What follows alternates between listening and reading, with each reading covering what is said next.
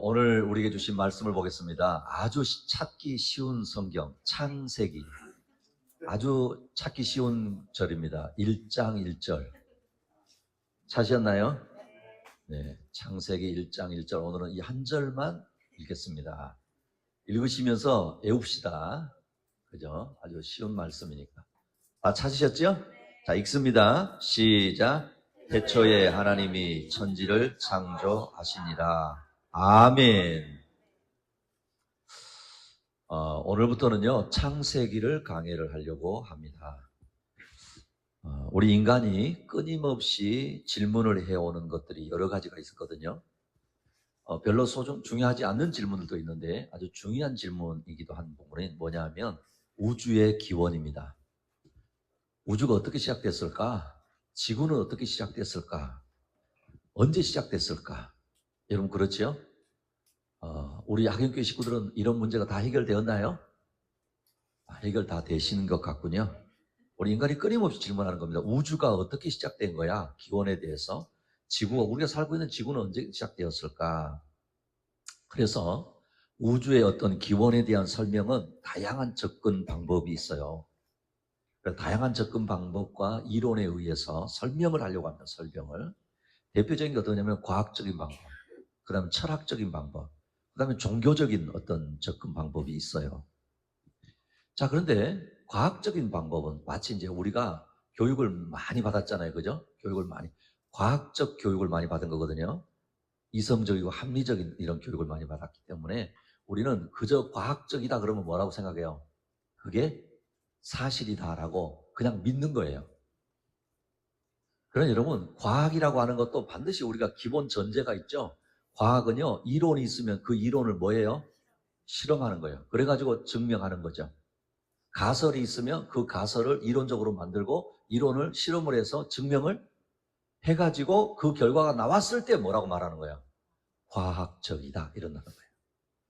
자, 그러면 우주의 기원이라고 하는 부분을 생각할 때 과학적인 방법은요, 앞에 제가 말씀드린 것처럼 주로 관찰과 실험을 통해서 설명을 해야 되는데, 아이러니하게도 우주가 어떻게 시작되었는지에 대해서는 가설이 있을 뿐이지 현장을 목격한 사람은 없다는 거예요. 동의하십니까? 그렇죠? 그러니까 가설은 있는 거예요. 그러나 그 현장을 목격한 사람은 없어요. 그래서 과학적 이론으로 가장 많이 알려진 이론이 빅뱅 이론이에요. 빅뱅 이론. 들어보셨죠? 이 빅뱅 이론에 의하면 우주는 어떻게 시작되느냐. 약 138억 년 전에.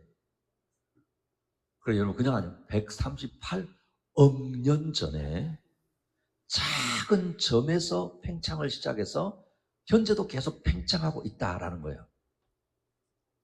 그럴듯한가요? 그럼 여러분 더 원론적인 질문을 해야 되죠. 그러면 그 작은 점은 그럼 어떻게 누가 시작했는데요? 이렇게 물어봐야 될 거 아니에요? 이 과학적 이론이에요. 이론. 두 번째는 철학적인 설명이에요. 철학적인 설명. 주로 우리 인간의 존재, 제가 언제 말씀드렸죠? 우주의 존재에 대한 의미를 찾으려고 하는 거예요. 이게 철학적, 학문적 접근 방식이란 말이에요. 우주가 존재하는 이유가 뭘까? 우주는 어떻게 무에서 존재할 수 있었을까? 이게 어떤 의미냐면 존재론적 질문이다. 이렇게 이야기할 수 있어요. 그런데 이것도 인간적인 하나의 설명일 뿐이에요. 세 번째는 종교적인 설명이에요. 종교적인 설명. 우주와 인간의 기원을 설명하는 또 다른 방법인데 대표적인 것이 창조론이에요. 창조론. 우주는 어떤 절대적인 신이나 초월적 존재에 의해서 창조되었다고 믿는 거예요. 그래서 여러분 꼭 우리 기독교만 아니라 할지라도요, 어떤 종교의 신화나 경전에 보면 우주의 기원들이 막 나오죠. 그죠? 그런 부분이 있을 수 있다는 거예요. 그래서 이제는 과학적, 철학적, 종교적 방법으로 생각을 하지만은 최근에 이런 것들을 이제는요, 우리 인간이 얼마나 합리적이에요. 그래서 통합해서 설명을 하려고 그래요. 통합해가지고. 어떻게 하든지 뭐 하려고 하는 거예요? 이해를 한번 시켜보려고 하는 거예요. 그러나 이것도 한계를 가지고 있다는 거예요. 왠지 아십니까? 피조물인 인간의 지식과 경험으로 설명을 하려고 하는다는 한계가 있다는 거예요. 맞지요? 그러니까 피조물인 우리 인간이 가지고 있는 한계로 설명을 한다는 거예요. 그래서 여러분, 사실은 우주의 기원 이런 부분은 과학적인 방법으로도 철학적인 방법으로도 종교적인 방법으로도 우리 인간이 완전히 이해할 수는 없는 거예요. 오늘부터 우리는요, 창세기를 통해서 하나님의 말씀을 들으려고 합니다. 여러분, 창세기는 히브리어로 뭐라고 그러느냐? 따라합니다. 브레시트. 브레시트라고 해요. 태초라고 하는 말이거든요. 그래서 성경에 나오는 첫 단어가 바로 브레시트예요. 여러분, 영어로는 뭔지 아세요? 많이 들어보셨어요? 따라합니다. 제너시스. 제네시스라고 들어보셨어요? 막 타고 다니는 차가 아니에요. 원래 그러니까 이 제네시스라고 하는 단어란 말이에요. 이게 이제 영어로 표현하면은 이 제네시스는 헬라어 게네세오스라고 하는 단어에서 왔어요. 그럼 이 게네세오스라고 하는 말은 출생, 족보, 기원 뭐 이런 의미예요. 그러니까 창세기는 기본적으로 시작의 책이다 이런 뜻이에요. 시작의 책. 자, 그러면 창세기는 누가 기록했을까? 역사적으로요, 유대인들이라든가 우리 기독교인들은 모두가 모세가 썼다는 것에 동의합니다. 모세가 썼다는 거예요. 그래서 우리가 성경책 맨 앞에 창세기, 출애굽기, 레위기, 민수기, 신명기를 뭐라고 부르죠? 모세오경 그러잖아요. 모세가 기록한 경전이라는 뜻이에요. 성경 자체도 모세가 창세기를 기록한 것을 지지하는 부분들이 많아요. 대표적인 부분이 사도행전 15장 1절이거든요. 여러분 한번 읽어보실래요? 시작. 너희가 모세의 법대로 할례를 받지 아니하면 능히 구원을 받지 못하리라 하니. 자, 보세요. 사도행전 15장 1절에 보면 어떤 사람들이 유대로부터 내려와서 형제들을 가르치되 너희가 모세의 법대로 할례를 받지 아니하면 이런 표현이잖아요. 근데 사실 여러분 아세요? 할례는 창세기 17장부터 등장하거든요. 모세 이전에 있었다는 거예요. 그런데 모세가 그 사실을 기록했다고 지금 이야기하고 있다는 거예요. 맞지요? 그런 표현을 하고 있다는 거예요. 그러면 창세기에는 무엇을 기록하고 있느냐라는 거예요. 창세기에는요, 앞에서 제가 말씀드렸던 우리 인간은요, 기원에 대해서 궁금하다고 그랬잖아요. 시작. 그냥 우주의 기원만 아니에요, 사실은. 조금만 이제 살다 보면 우리 아이들은 내가 어떻게 태어났을까 뭐 이런 거 있잖아요. 그죠? 여러분들도 각자 그런 게 있잖아요. 그러니까 우리 인간들이 어떤 궁금해하는 여러 가지 기원에 대해서 여러 가지 방법을 알아내려고 하지만 확실한 답을 가지고 있지 않는다고 그랬잖아요. 그런데 창세기에는 여러 가지 우리가 궁금해하는 것들의 기원들에 대해서 말하고 있다는 거예요. 예를 들어 보면 하늘과 땅의 기원이 나옵니다. 빛과 어두움의 기원이 있어요. 바다와 하늘에 대한 기원 어떻게 시작됐는지, 땅과 채소, 그죠? 해와 달과 별들, 그리고 바다와 또 다른 의미 있어요. 궁창의 어떤 기원, 그리고 땅의 동물들이 어떻게 시작됐는지, 인간이 어떻게 시작되었는지에 대해서 창세기가 알려주고 있다라는 거예요. 또한요, 지금 앞에 제가 말씀드린 이런 것들은 가시적인 것들이에요. 무슨 말이에요? 눈에 보이는 것들이에요. 근데 여러분 아시죠? 눈에 보이는 것만 존재하는 것 아닙니다. 만약에 여러분 가운데서 나는 내 눈에 안 봤으니까 못 믿어 이런 사람은 아주 단순한 사람이에요. 그 가시적인 거, 보이는 것만 존재하는 거 아니라는 거예요. 보이지 않는데 존재하는 것도 엄청 많아요. 그래서 창세기에는요, 보이지 않는 것들에 대한 기원도 이야기하고 있다는 거예요. 대표적인 게 죄가 어떻게 시작됐는가, 그리고 그 죄로부터 우리가 어떻게 구원을 받을 수 있는가, 축복과 저주에 대한 기원도 있어요. 그리고 이 사회가 어떻게 시작됐는가, 문명은 어떻게 시작됐는가, 또 우리가 결혼과 가정은 어떻게 시작됐는가, 그 기원들이 성경이 창세기 있다는 거예요. 여러분 또 하나는요, 우리가 살아가면서 어떤 행위를 하냐면 예술적 행위를 해요. 그렇죠? 기술을 발전시키죠. 산업들을 이루어가잖아요. 이런 것들이 여러분 창세기로부터 다 기원이 나오고 있다는 걸 아세요? 그러니까 우리가 궁금해하는 것들의 그 모든 것들이 어디서부터 나와 있어요? 창세기에 이렇게 다 나와 있다라는 걸 볼 수 있어요. 또한요, 그러니까 보이는 것, 보이지 않는 것들의 기원을 이야기할 뿐만 아니라 창세기는 창조주 하나님과 인간의 관계에 대한 이야기를 합니다.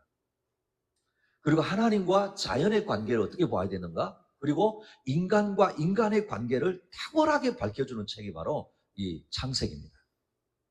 자, 그러면 이런 것들을 먼저 생각해 보면서 우리가 기억해야 되는 게 있다는 거예요. 따라합니다. 창세기는 하나님의 존재를 설명하는 책이 아닙니다. 이상하죠? 그렇게 모든 것의 기원에 대해서 이야기를 하는데 창세기는 결코 하나님의 존재를 설명하는 책이 아니다라는 거예요. 오늘 우리가 읽은 창세기 1장 1절 다시 한번 볼까요? 시작. 태초에 하나님이 천지를 창조하시니라 그랬죠. 여러분 이거는요 선포예요. 선포. 일방적인 선포입니다. 이 선포의 배경이 뭐가 있냐면 철저하게 유실론적이에요. 유실론. 무슨 말인가 하면 하나님의 존재하심을 당연하게 여기고 있다라는 거예요. 그게 무슨 말이냐면 하나님의 존재하심과 그 이유가 설명되어지는 것이 아니라는 거예요. 하나님은 당연히 존재하시는 분이시라는 거예요. 자, 오늘 3월 첫째 주 예배 자리에 여러분이 오셨거든요. 여러분 지금 이 자리에 오셨지요? 지금 이 자리에 앉아 있는데 내가 지금 여기 있나 없나 막 고민하는 분 있으세요? 이거는 되게 철학가가 될 기질이 있든지 정신적으로 문제가 있든지 둘 중에 하나예요. 그러니까 여러분이 지금 이 자리에 있다는 거는 당연한 거 아니에요. 당연한 사실이란 말이에요. 그래서 이 창세기를 보다 보면 하나님의 존재를 설명하는 책이 아닙니다. 당연히 존재하는 분을 존재하느냐 안 하느냐 설명하는 것이 무리이고요. 심지어 그것도 피조물이 창조주를 설명하는 것 자체가 모순이라는 거예요. 무슨 말인지 아시겠어요? 이 어려운 걸 이해를 하셔야 돼요. 피조물인 내가 창조주를 설명하려고 한다? 이거는 되게 어리석은 짓이에요. 그래서 하나님은 오직 한 분이시고 여러분 세상에 학문적으로는요 다신론이 있다는 거 아니에요? 다신론? 많은 신들이 있다. 심지어는 이제는요 전혀 신은 없다. 무신론. 모든 것이 신이다. 범신론. 이런 게 있단 말이에요. 그런데 창세기는 이런 것들을 다 배격합니다. 오직 한 분 누구세요? 하나님이시다. 그래서 창세기는 한 분 참된 하나님께 존재하는 모든 것, 모든 피조 세계를 그분이 지배하시고 자신의 선택과 계획에 대한 자유를 무제한적으로 소유하고 계신다는 것을 우리에게 가르쳐주고 있다는 거예요. 감사한 것은 이 하나님이 전적인 주도권을 가지고 당신의 백성과 더불어 언약을 맺으시고 사랑하시고 또한 그 사랑하는 존재들에 대해서 신실하시다는 것을 알려주고 있다는 거예요.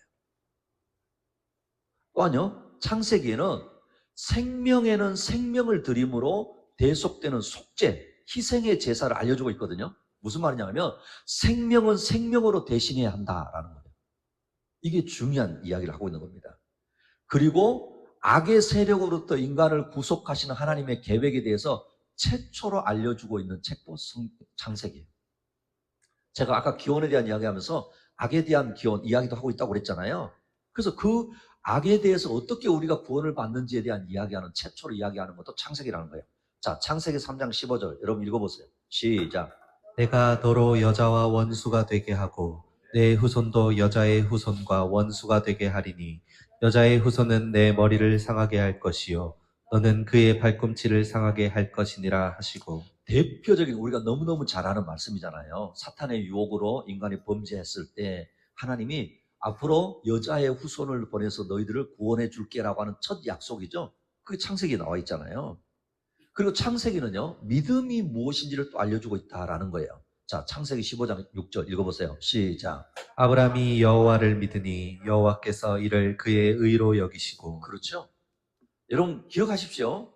보이는 것만 존재하는 것이 아니라는 거였어요. 보이지 않는 것도 뭐 하는 거예요? 존재하는 거예요. 그럼 여러분 믿음이라고 하는 것도 아주 중요한 요소예요. 히브리서 11장이 믿음장이거든요. 근데 여기 나오는 믿음의 사람들이 반 이상이 창세기에 등장하는 인물들이세요. 이런 내용으로 볼 때 창세기는 나머지 성경 전체를 이해하는 데 가장 기본이 되는 책이에요. 또 하나는요, 저와 여러분이 이 세상을 살아가는데 모든 문제에 대한 시작과 해결과 답이 어디 있느냐? 창세기에 있다는 걸 보는 겁니다. 그래서 이 창조주 하나님과 피조세계, 우리 인간을 바르게 이해하려고 하면 반드시 창세기로부터 시작을 해야 하는 것입니다. 사실은 제가요, 목회를 하면서 창세기 전체를 이렇게 한번 강의를 하려면 1년 이상 걸리거든요. 근데 이게 뭐예요? 첫 단추를 잘 끼워야 되잖아요. 그러니까 여러분, 창세기를 어떻게 이해하느냐가 너무너무 중요하다 이 말입니다. 오늘은 그래서 창세기 서론으로 3가지 정도를 이야기하려고 합니다. 첫 번째는 따라합니다. 창조주 하나님이십니다. 누구시라고요? 기억하십시오. 창조주라고 하는 단어는 여러분 그냥 쓰는 단어가 아니에요. 하나님은 창조주 하나님이세요. 자, 다시 1장 1절. 오늘은 이거 외우고 가셔야 돼요. 시작. 태초에 하나님이 천지를 창조하시니라. 자, 몇 글자 안 되죠? 자, 한자 한자로 해서 몇 글자일까요? 자, 한자 세워보세요. 몇 개예요? 오케이. 16문장. 16글자 문장이에요. 그래, 여러분, 이 16, 그냥 태초에 하나님이 천지를 창조하시니라 그랬잖아요. 이 6글자인데, 여기에 아주 중요한 의미가 있다는 거예요. 첫째는요, 하나님이 언제 천지를 창조하셨는지 이야기하고 있습니다. 두 번째는 하나님이 온 우주 만물을 창조하신 하나님이시라는 거예요. 맞지요? 세 번째는 이 세상을 포함한 온 우주의 역사가 하나님에 의해서 시작되었다는 걸 이야기하는 거예요. 앞에서 말씀드렸던 것처럼 창세기 1장 1절에서는 하나님이 천지를 창조하셨다고 선포하고 있지, 하나님이 천지를 창조하시기 전에 무엇을 하고 계셨는지를 말하고 있지 않다라는 거예요. 자, 그러면 또 이래요. 호기심 많은 분들은 창조 전에 창조 후라고 하면 그럼 하나님 창조 전에는 뭘 하셨을까? 또 이런 게 궁금한 분들 있잖아요. 그죠? 그럴 수 있잖아요. 근데 여러분 보세요. 창조 전, 창조 후라고 하는 것 자체가 뭘 의식하고 있냐면 시간적인 개념으로 생각하고 있다는 거예요. 맞아요? 틀려요? 맞지요? 그러니까 창조 전, 창조 후니까 뭘 지금 그냥 시간적인 개념으로 우리가 이야기를 하고 있다는 거예요. 근데 여러분 아세요? 이 시간도 하나님이 창조하신 피조물이에요. 할렐루야. 기억하십시오. 시간도, 그럼 여러분 보세요. 시간이라고 하는 것 자체도 하나님이 만드신 거라 이 말이에요. 지금 그 말씀 하는 거예요. 시간이 이미 존재하고 있었는데 그 안에서 창조를 하셨다고 한다면 하나님도 어디에 갇히시는 거예요? 그렇죠. 시간에 갇히시는 거예요. 그럼 무슨 뜻이에요? 하나님 누구라는 거예요? 창조주가 아니시라는 거예요. 피조물이라는 뜻이에요. 그거란 이야기가. 그러니까 태초에 하나님이 천지를 창조하실 때 지금 이 천지 만물만 창조하신 것이 아니라 시간도 같이 창조하신 것이라는 거예요. 이해되세요? 여러분 이걸 생각하세요. 그러니까 시간도 하나님이 뭐 하셨다? 창조하셨구나. 그러니까 태초에 이 말이 엄청 중요한 거예요. 시간도 그때부터 시작하신 거예요. 지금 말씀하는 겁니다. 그러니 천지를 창조하기 전에 하나님이 과연 무엇을 하고 계셨을까라고 물으면 하나님을 시간의 테두리 안에 가둬두고 생각하는 어리석음을 범하게 된다 이 말이에요. 사실 여러분 시간의 제약 속에 살아가는 것은 우리예요. 무슨 말인지 아시겠어요? 여러분 피조물인 이 우리가 시간의 제약 속에 사는 거예요. 그래서 우리는 뭐가 있어요? 과거가 있고 현재가 있고 뭐가 있어요? 또 미래가 있잖아요. 그런데 보세요. 시간을 창조하시고 또 시간의 주인 되신 하나님이 과거, 현재, 미래 안에 있다? 말이 안 된다는 거예요. 그래서 하나님은 과거, 현재, 미래 구분이 없으세요. 그래서 만약에요, 하나님께서 시간의 제약을 받으시는 분이라고 한다면요, 아직 일어나지 않는 미래 일에 대해서 그 일이 앞으로 어떻게 될지 하나님도 모르셔야 돼요. 맞아요? 틀려요? 그렇잖아요. 그러면 하나님이 미래에 일어날 일을 모르신다? 그러면 그분은 하나님이 아니세요. 우리가 어떻게 하나님이 전지전능하십니다. 못하실 게 없고 모르시는 게 없습니다. 어떻게 말할 수 있어요? 그렇게 말할 수 없다는 거예요. 그러나 우리가 믿는 하나님은 전지전능하신 분이십니다. 할렐루야. 과거, 현재, 미래에 대해 구별이 없으신 분이시기 때문에 그렇다는 거예요. 여러분 오늘 설교를 잘 들으셔야 돼요. 자, 또 재미있는 거 한번 볼까요? 요한복음 8장 58절이에요. 여러분 한번 읽어보세요. 시작.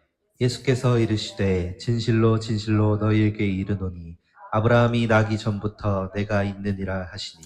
여러분 잘 보세요. 누가 하신 말씀이에요? 예수님이 하신 말씀이에요. 예수님이 누구세요? 그렇죠. 할렐루야. 예수님이 하나님이시잖아요. 하나님이신 예수님이 당신에 대해서 말씀하고 있는 거예요. 그건 좀 잘 보세요. 다시 띄워놓으세요. 요한복음 8장 58절. 아브라함이 나기 전부터 내가 있느니라라고 하시죠. 그죠? 그런데 여기 뭔가 이상하지 않아요? 아브라함이 나기 전부터 내가 있었느니라라고 해야 되는 거 아니에요? 여러분, 이게 그만큼 이 글이 중요한 거예요. 맞아요, 틀려요. 아니, 예수님, 내가 아브라함이 나기 전부터 있었느니라 이러셔야 되는 거 아니에요? 그런데 보세요. 아브라함이 나기 전부터 내가 뭐라고요? 있느니라. 시간의 제약 속에 살아가는 우리가 하는 말이라고 한다면 나기 전부터 있었느니라고 해야 하지만 하나님께는 그렇지 않다 이 말이에요. 그러니까 하나님께는 따라합니다. 모든 것이 현재입니다. 하나님께 모든 것이 현재라. 과거도 없고 미래도 없습니다. 왜요? 창조주 하나님이시기 때문에. 그러니까 여러분, 시간의 제약을 받고 계시면 하나님이 아니시라는 거예요. 우리는 시간의 제약을 너무너무 많이 받고 삽니다. 과거는 지나간 시간이에요. 맞지요? 그러니까 돌이킬 수 없는 시간이에요. 이미 지나간 버린 시간이에요. 그러니까 여러분, 지나간 과거는 아무리 후회해도 돌아오지 않아요. 그럼 자, 미래는 뭘까요? 우리에게 미래. 아직 시작되지 않은 거예요. 맞죠? 아직 오지 않았단 말이에요. 그저 기대 속에 있을 뿐이에요. 그러니까 여러분, 한번 잘 생각해 보세요. 아, 그게 미래구나. 자, 그러면 현재는 사실 우리에게 현재가 있을까요? 우리 현재가 있을까요? 내가 현재라고 하는 순간 뭐가 돼요? 그렇죠. 그러니까 방금 현재라고 했는데 이미 과거 돼버린 거예요. 그게 우리 인간이에요. 그래서 여러분, 시간에 대해서 이렇게 무기력한 것이 피조물인 인간이에요. 자, 보세요. 다른 것은 다 아껴 쓸 수 있어요. 맞지요? 돈도 뭐 할 수 있어요? 아껴서 쓸 수 있어요. 저축할 수도 있고요. 아니면 미리 땡겨서 쓸 수도 있어요. 근데 시간은 그렇게 할 수 있나요? 없어요. 그러니 여러분, 잘 기억하십시오. 사랑하는 우리 자녀들, 아이들, 지금 뭘 알아듣겠어요, 이 친구들이. 시간은 땡겨 쓸 수도 없고, 아껴 쓸 수도 없어요. 자, 우리 고린도후서 6장 2절 읽어볼까요? 시작. 이르시되 내가 은혜 베풀 때에 너에게 듣고 구원의 날에 너를 도왔다 하셨으니 보라 지금은 은혜 받을 만한 때요 보라 지금은 구원의 날이로다. 자, 무슨 말이에요? 현재 지금 주어진 시간에 최선을 다해야 된다라는 거예요. 사랑하는 우리 학영식 교회 식구 여러분, 피조물인 우리 인간은 시간의 제약 속에 살기 때문에 여러분 지금 시간에 최선을 다해야 됩니다. 자신에 대해서 지금 최선을 다하세요. 지금이요, 지금. 여러분 가정에 대해서 내가 내일 미래에 뭔가 그거 아니에요. 지금 최선을 다해야 돼요. 지금. 특별히 여러분 구원받는 일에 대해서는 지금이에요, 지금.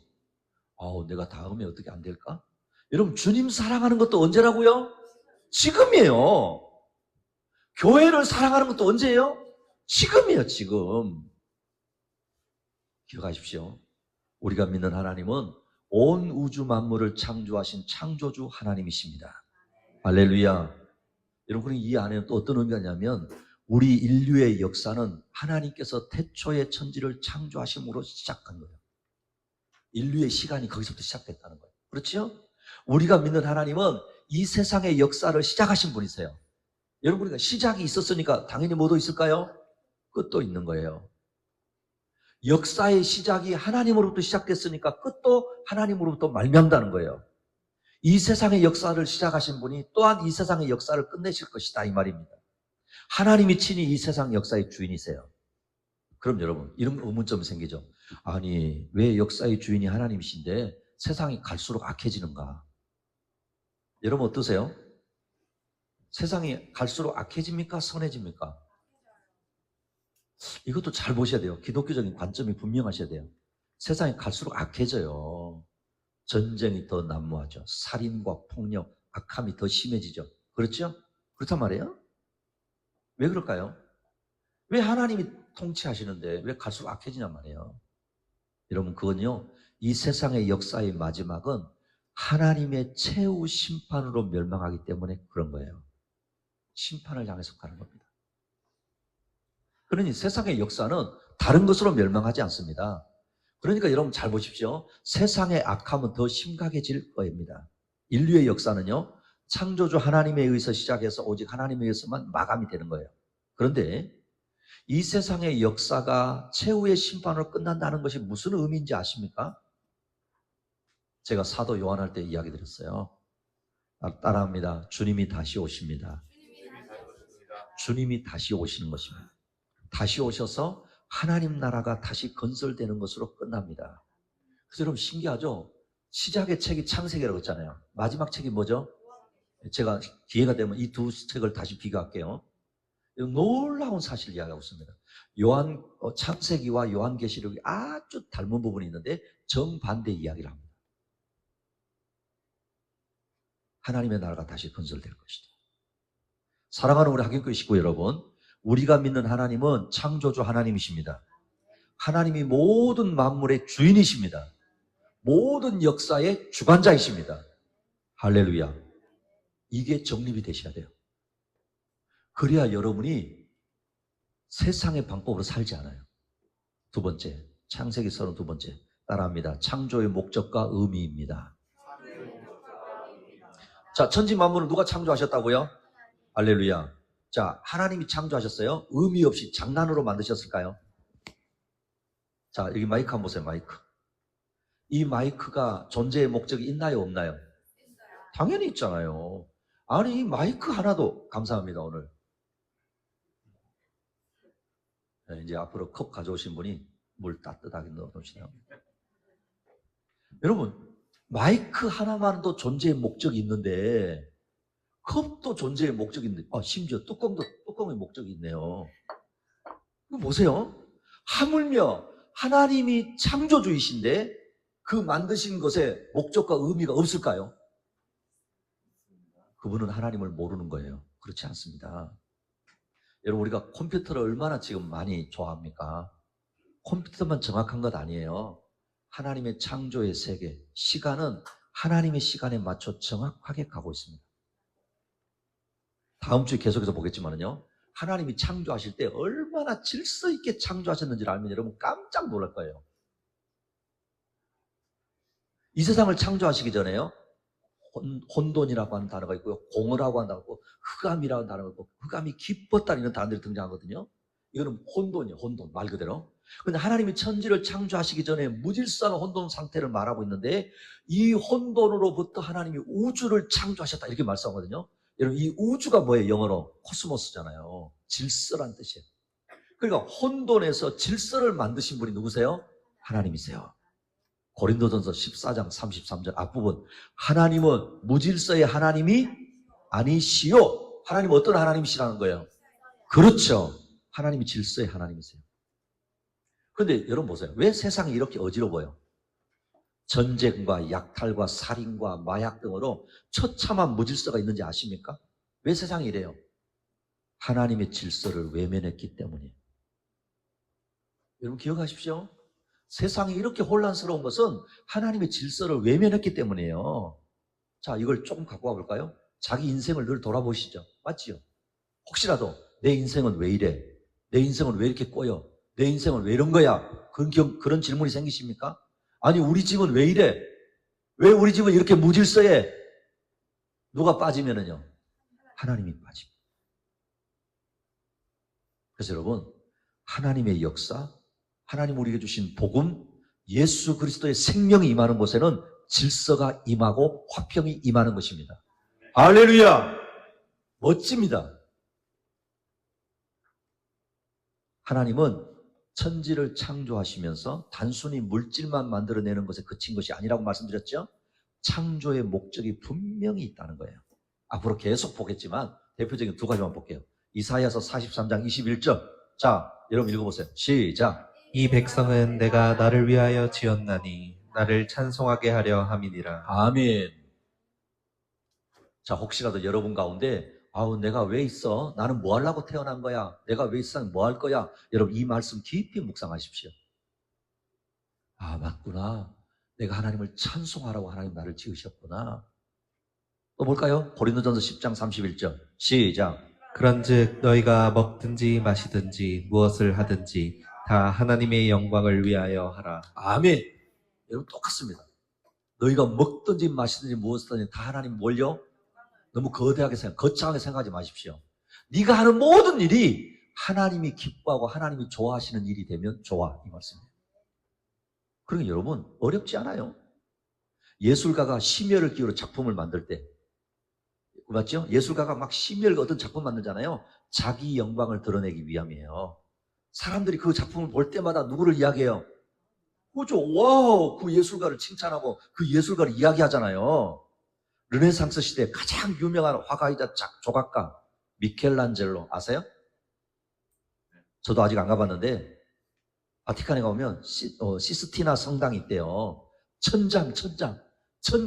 천장에다 그림을 그린 거예요. 우리가 너무너무 잘 아는 천지창조, 또 뭐 최후의 심판, 그런 거 있어요. 여러분 그거를 볼 때마다 사람들이 뭐 해요? 오늘 가서 보세요. 인터넷 찾아보세요. 그걸 볼 때마다 와, 이거 도대체 누가 그린 거예요? 그렇죠? 그런 여러분, 하물며 이 땅에 존재하는 모든 것, 특히 인간은 하나님의 작품입니다. 할렐루야. 그러니 하나님의 창조물로서 하나님과의 관계가 있음을 기억해야 되는 거예요. 사랑하는 우리 학교교 식구 여러분, 저와 여러분의 인생이 하나님과 관계가 있으시기를 축복합니다. 우리 가정에 하나님과 관계가 있어야 되는 거예요. 우리 아이들, 너희들의 삶이 하나님과 관계가 있어야 되는 거예요. 그때 의미가 있습니다. 그래서 창조주와의 관계 안에서 바르게 이해할 때 단순한 물질의 세계가 아니라 하나님을 향한 찬양과 경배의 대상이 된다는 걸 우리는 깨닫게 되는 거예요. 마치 예술가의 그 작품을 볼 때 그 예술가를 생각하는 것과 똑같다는 거예요. 오늘 우리 찬양 가운데 참 아름다워라 주님의 세계는, 몰라요. 어떤 마음으로 준비했는지 모르겠는데 여러분 정말 따스한 봄이 왔잖아요. 오늘부터 하나님의 세계가 하나님을 찬양하는 것이 되시기를 축복합니다. 정말 그렇잖아요. 그래서 우리는 항상 나 자신, 자연세계, 이 하나님의 피조의 세계를 보면서 누구를 생각하면 돼요? 하나님 생각하라는 거예요.